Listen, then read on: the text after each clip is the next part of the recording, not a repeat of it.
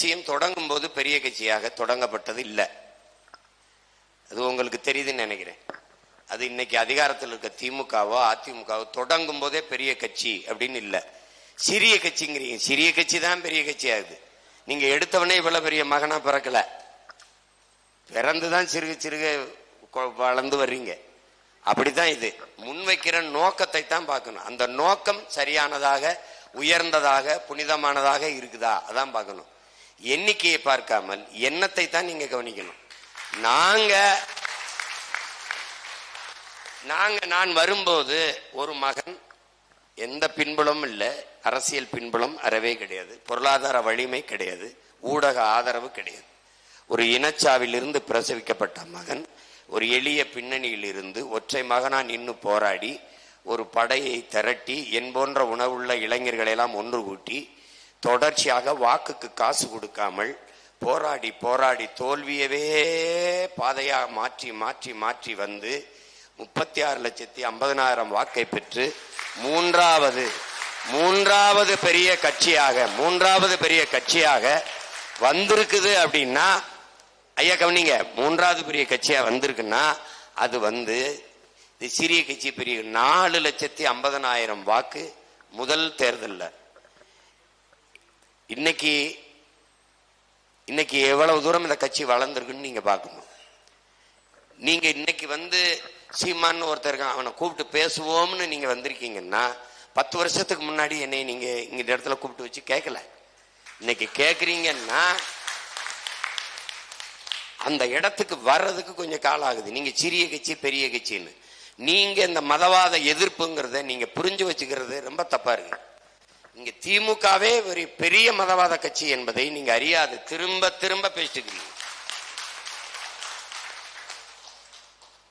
நாளைக்கு மாநாடு போடுற மதங்களை விடு மரங்களை நடுன்னு நீங்க என்னையே தேடாம நீ சிறுபான்மை, இஸ்லாம் நீ சிறுபான்மை, கிறிஸ்தவன் நீ சிறுபான்மைன்னு சொல்றது யாரு? ஐயா ஸ்டாலின்.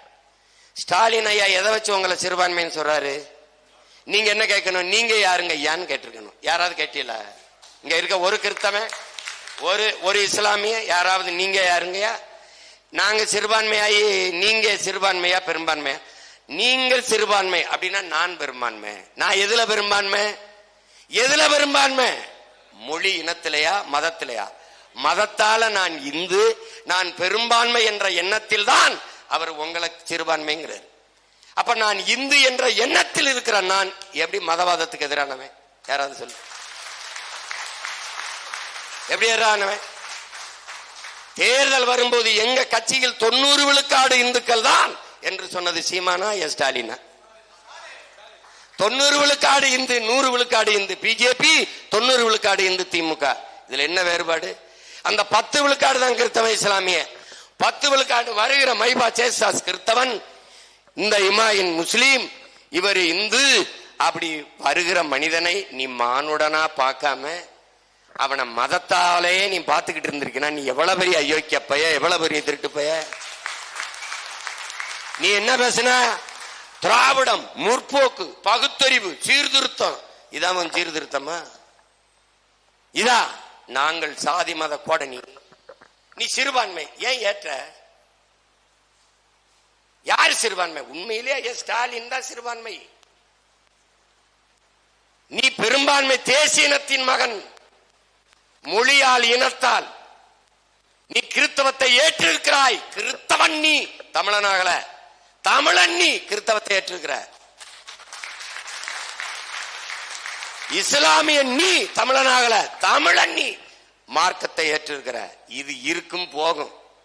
இந்த மார்க்கங்களும் இந்த மதங்களும் இந்த சமயங்களும் வாழ்வதற்கு முன்பு நீ யார்? அதானடா கேள்வி. அதான கேள்வி. சொல்லு, யாரு? போப்பு, ஜோசப் பெஸ்கி, அருளானந்தர், இவங்க எல்லாம் வர்றதுக்கு முன்னாடி அப்போஸ்தலர்கள் இந்த மண்ணுல சொல்லுங்க அவங்க எல்லாம் உங்களுக்கு இந்த மதத்தை பரப்புறது. டேய் வாடா பரப்பையில பல்ல பையில சக்கிலியனை பார்த்தா தன் தொட்டா தீட்டு, சாணான தொட்டா தீட்டுன்னு வச்சுட்டான். இந்த தெருவுக்குள்ள போகாத, இந்த கோயிலுக்குள்ள போகாத, இந்த குளத்துல குளிக்காத, முட்டிக்கு மேல வேட்டியை கட்டி எச்சியை துப்பாத, மாறாப்பு சிலையை திறந்து விடு, இழிவண்ணா சக மனிதனை தாழ்த்தி வீழ்த்தி. ஆனா இந்த நாய் யார்? இந்த நாய் வெள்ளக்காரன் அடிமைப்பட்ட நாய். இந்த நாய்க்கு ஒரு அடிமை தேவைப்பட்டான். அடிமை நாய்க்கு ஒரு அடிமை. இது மாதிரி ஒரு கொடுமை உலகத்துல உண்டாப்படுறா. இவனே வெள்ளக்காரனுக்கு அடிமை நாய், இந்த நாய்க்கு ஒரு அடிமை தேவைப்பட்டது. சக மனிதனை தாழ்த்தி வீழ்த்தி சுகம் கண்டு கொண்டிருந்தான்.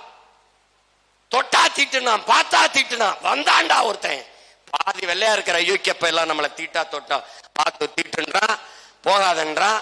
முழு வெள்ளையா இருக்கிறேன் வந்து தொட்டான்டா. ஆண்டவருக்கு தோத்திரம்னா ஆமா தோத்திரம்னு போயிட்டான்டா. இதாண்டா மதம், இதாண்டா நடந்தது. நீ படிக்காதேன்னா நீ படிக்காத, படிக்க கூடாது. படிச்சா காதல ஈத்த காட்சி ஊத்துறான். நீ அடுத்த ஜென்மத்தில் வாயாலே தின்று வாயாலே மலம் கழிக்கும் மைத்ராச ஜோதிகன் என்ற பேயாக பிறப்பாயினா. அவன் வந்தா வாடா படினா. இந்த நாட்டில் அவன் கட்டிருக்கிற இன்ஸ்டிடியூஷன், மெடிக்கல் காலேஜ், மெடிக்கல் கல்லூரி எல்லாம் கிறிஸ்துவ மிஷினரி கட்டினதுரா. வைத்தியக்கார பயில நான் படித்த கல்லூரி எது? பூரா இஸ்லாமிய பெருமக்கள் கட்டி கொடுத்தது. ஜாகிர் ஹுசேன் கல்லூரி, டாக்டர் ஜாகிர் ஹுசேன் கல்லூரி, இப்ராஹிம் அலி காட்சி கே இப்ராஹிம் அலி உயர்நிலை பள்ளி, அதுல படிச்சவன் தான் இவ்வளவு பேசிட்டு. இதுல நீ வந்து புடுங்கி பெரியார் படிக்க வச்சார், இவரு படிக்க வச்சார். எங்க அப்பன் படிக்க வச்சான் ஆடு மாட்டை வித்து பண மரத்தை வித்துட்டு பைத்தியக்காரப்பட. எங்க அப்பன் படிக்க வச்சாண்டா, பெரியாய் போயிருக்கு.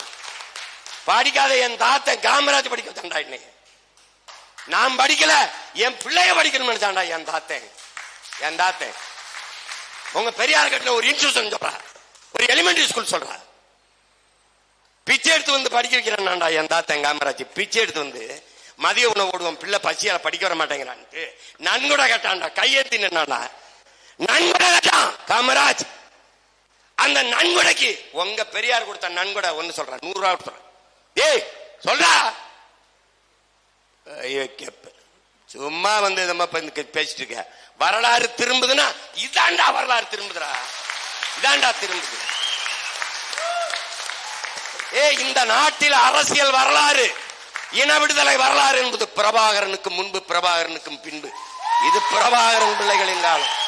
சும்மா வந்துகிட்டு அது இதுன்னு பேசிக்க கூடாது. இது போர், இது போர். இறை மக்கள் ஏக இறைவன் அல்லாஹ் என்று ஏற்றுக்கொண்ட எண்ணரும் இஸ்லாமிய சொந்தங்கள், நீங்கள் தான் இந்த நாட்டிலே அரசியல் மறுமலர்ச்சியில் ஏற்படுத்தியிருக்க வேண்டும். செய்ய தவறிட்டீங்க. அநீதிக்கு எதிரான புரட்சி தீயை பற்ற வைக்கவே நான் இந்த பூமிக்கு வந்தேன். நான் சொல்லல, இறைமகன் இயேசு. அவர் பற்ற வைத்த புரட்சி தீயை அணைத்தவர்கள் நீங்கள்.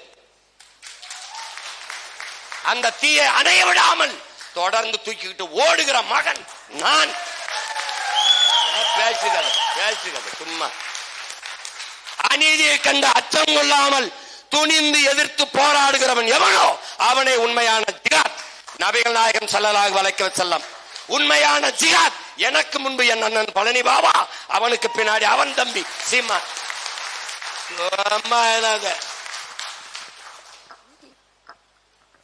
கன்னியாகுமரியில எத்தனை மறை மாவட்டம் இருக்கு, எத்தனை மறை இது இருக்கு, அது தலைவர்கள் இருக்கிறாங்க. கண்ணுக்கு முன்னாடி பூமி தாயின் மலை மார்பை அறுத்து கொண்டு வரான், ஒருத்தன் தடுக்கல். எத்தனை பல்லாயிரக்கணக்கான மலை பிரசங்க இறைமகன் செஞ்சார, இந்த மலையில செயலை வெட்ட விட்டீங்களா? எதனால விட்டீங்க? உங்க ஜபத்தால, உங்க தொழுகையால, உங்க வழிபாட்டால அரையங்கிற மலையை உங்களால் வளர்த்து காட்ட முடியுமா? இயற்கையின் அரும்பெரும் கொடையை காசாக்கிட்டு போறான். கண்டுக்கிறாம இருந்துட்டு நீங்க வெட்டி விக்கிறவனுக்கு ஓட்ட போட்டுட்டு தடுக்க குடிக்கிறவனை ரோட்ல போட்டவங்க தானே நீங்க எல்லாம்.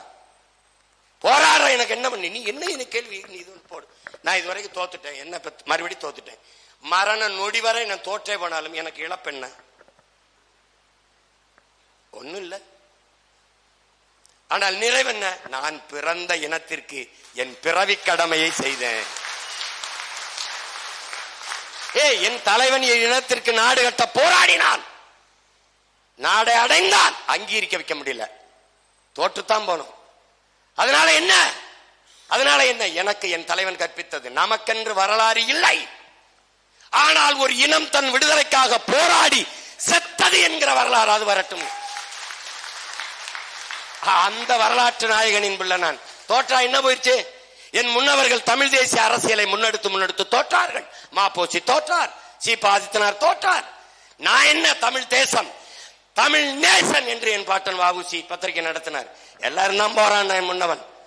கியாப்பை விஸ்வநாதம், அண்ணல் தங்கோ, மறைமலை அடிகள் எல்லாரும் தான் தோற்று போனான். ஆனால் அவன் விதைத்த விதை வீரியமா வந்து நிக்குது. இன்னைக்குத்தான் இந்த நிலத்திலே இந்தியம் திராவிடம் வலிமையான ஒரு எதிரியை சந்திக்குது. வலிமையான ஒரு எதிரியை சந்திக்குது.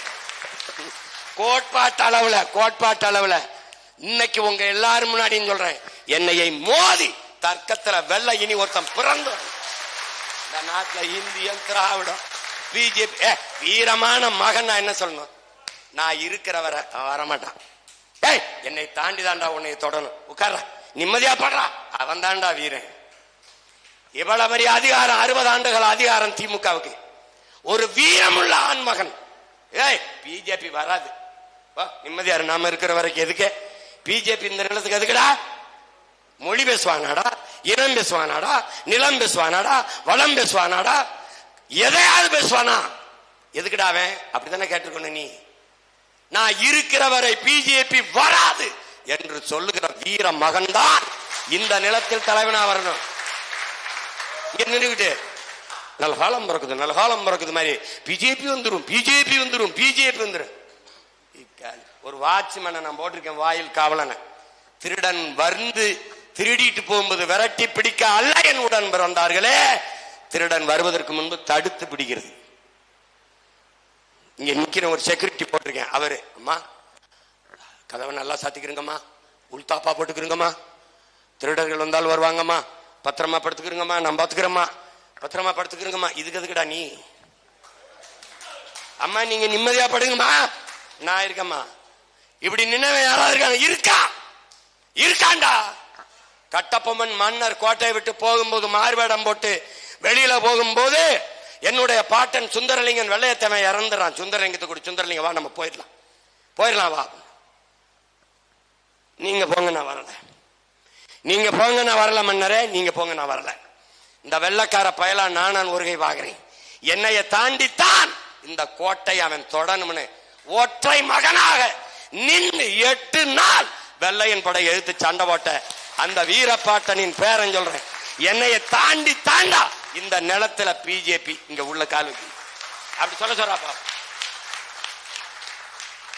என்ன காங்கிரஸுக்கு பிஜேபிக்கு ரெண்டுக்கு ஏதாவது ஒருத்தர் எந்திரிச்சு கொள்கையில் இந்த இடத்துல காங்கிரஸ் மாறுபடுது சொல்லிரு.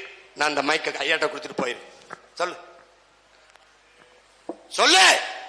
பிஜேபி காங்கிரஸ், பிஜேபியிலிருந்து காங்கிரஸ் எந்த இடத்தில் மாறுபடுகிறது? எந்த இடத்தில்? பாபர் மஜூதியை அவன் இடித்தான், காங்கிரஸ் இடிக்க அனுமதித்தான். யாருடைய ஆட்சியில் இடித்தான்? காங்கிரஸ்.